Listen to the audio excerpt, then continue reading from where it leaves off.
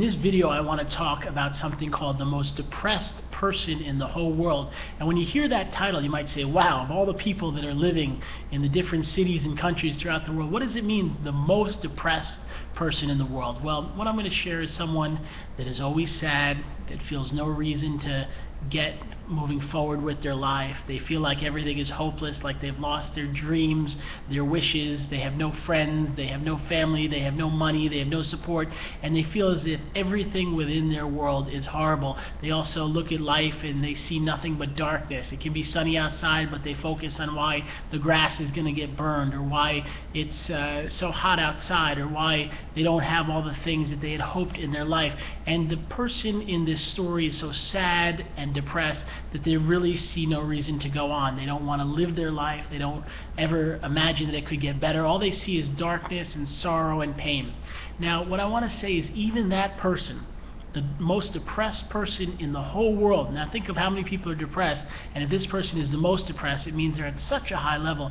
That person could get their life together. They could get stronger and healthier. But the first change starts with them admitting that they are facing a very hard, severe medical battle. When they admit that they have depression and that it is out of their control to handle it, they are finally accepting that it is something that A, they did not cause, B, there is a way to work on, and C, that with the proper steps you could get your life back together. That's the first part of getting stronger when you face depression. The second step is knowing that it's a long road. If you've been through terrible times, maybe losing friends or family, or failing in your career, your finances, or just thinking that everything is going horribly, don't expect that in one moment it's all going to change. Many times people use drugs or alcohol or other things or food just to feel good for a moment, thinking that it'll take all their problems away. The way to actually see long-term success is to take slow, small, and steady steps. This means each day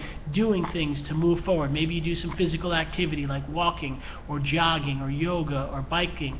Maybe you find a way to be around other people. You join a local free support group. You find others to talk to. You open up about the pain and the emotions that you're feeling deep inside.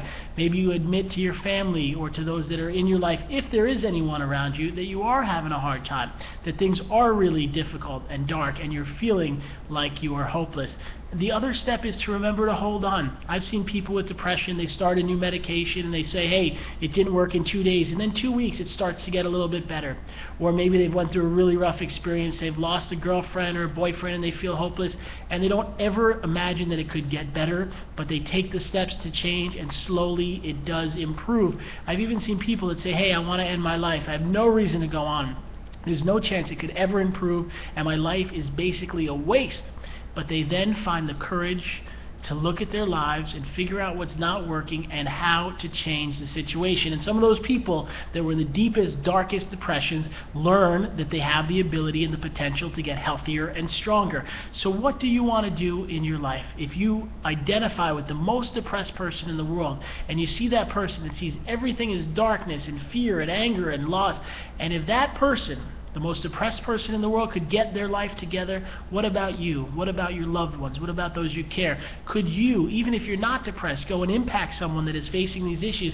Maybe you have a friend that's struggling in their life. Maybe you have a coworker. Maybe you have someone that you know, a relative, or someone you see. How about on the street? You see a homeless person. They're struggling. You say, hey, can I give you some water? Can I give you some Gatorade? Can I do something to help you find the strength to seek the help to rebuild? I want to share that I've had the honor of educating a lot of people about these topics. In my own life, I faced a very severe battle with bipolar disorder. In my teens, I was in and out of hospitals, and it took a long time to get stronger and healthier. But in the 20 years since, I've been able to finish high school and then college and get my master's degree in social work.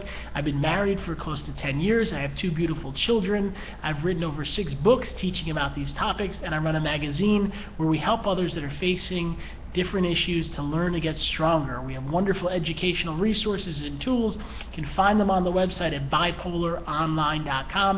I also do a one-on-one coaching program where I work by phone to assist and help others that are facing these problems.